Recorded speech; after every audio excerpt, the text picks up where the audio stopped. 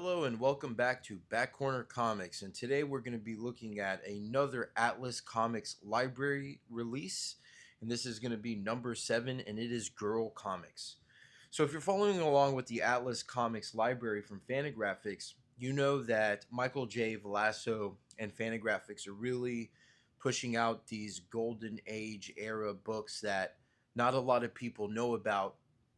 And Girl Comics, it falls perfectly in line with that concept. You have comics in here that focus on romance, but also a little bit of crime too, and there's some you know, uh, prose short stories in them as well.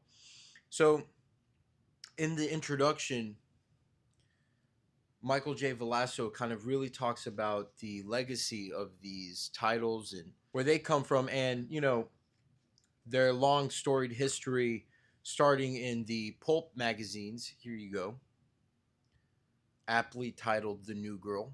Very fun. This is very informative, the intro.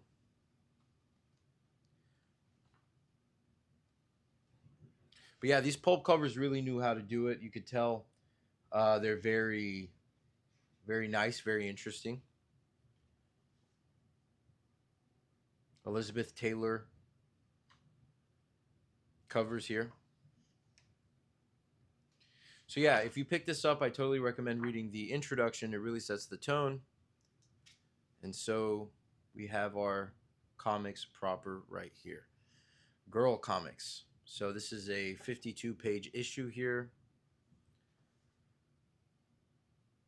Joe Manley, Vince Coletta, Bill Everett, and a bunch of great Golden Age artists. And if you're familiar with Vince Coletta, you know that he is the inker that Jack Kirby liked the least during their Silver Age, during Jack Kirby's Silver Age run of comics.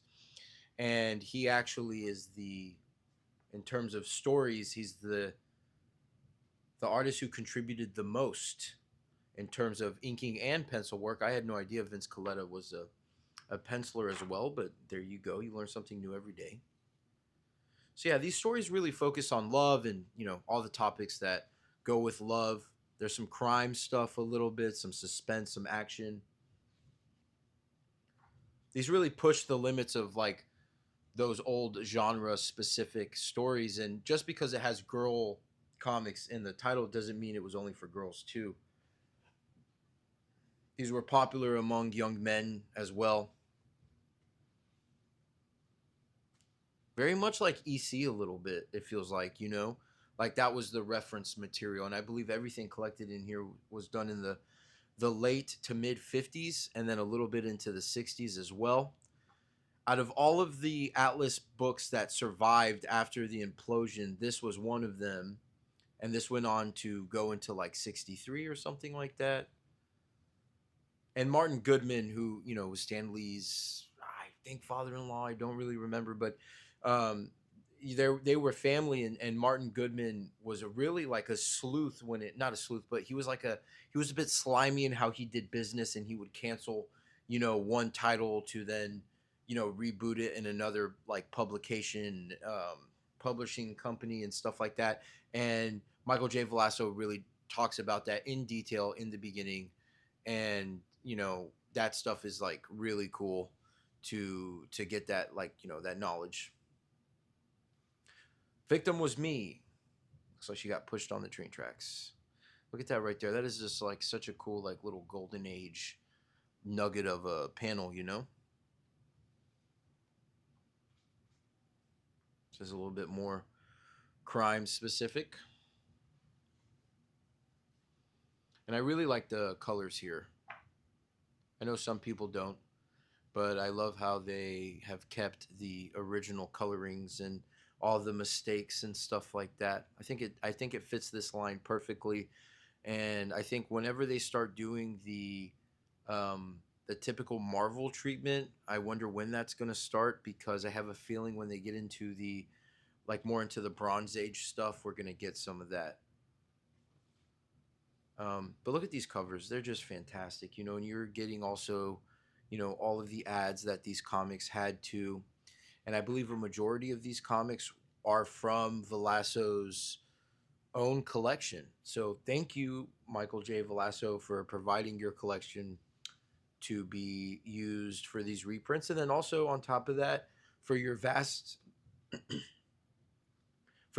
knowledge on these comics. Here is this the prose short story Murder on the Mesa.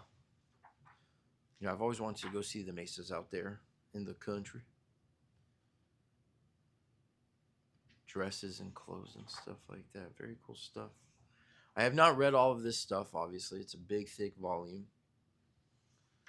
But I'm glad to have it in my library.